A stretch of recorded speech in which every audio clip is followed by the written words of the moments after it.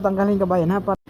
So kabayan, ipakita ko sa inyo paano ito tanggalin kabayan ha, para hindi mo na kamayin yan. Kasi pag kamayin mo yung kabayan, matagal yan, baka mapanis din. Ang gawin natin, ito, rubberized, yan o. So, naka-drill bit siya, parang ginawang drill bit. Ipakita ko sa inyo kung paano. Katulad dito kabayan, pwede tanggalin to. Tanggal na yan siya. Tanggal. Kabit natin. Baliktad lang natin, paikot. Kabit na.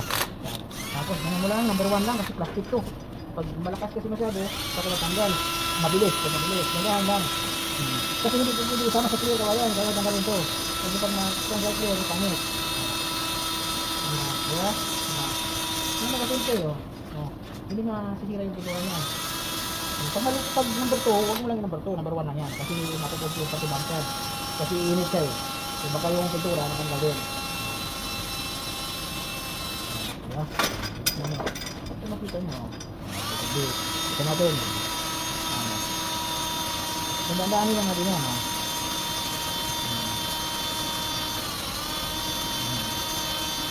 Pero pagod na sa kawayan na, pagod. Kasi pag naman matagal. Tapos, ang pagod mo, matangil. Walang sugat yan. Diba? Anong sugat yan kabayan?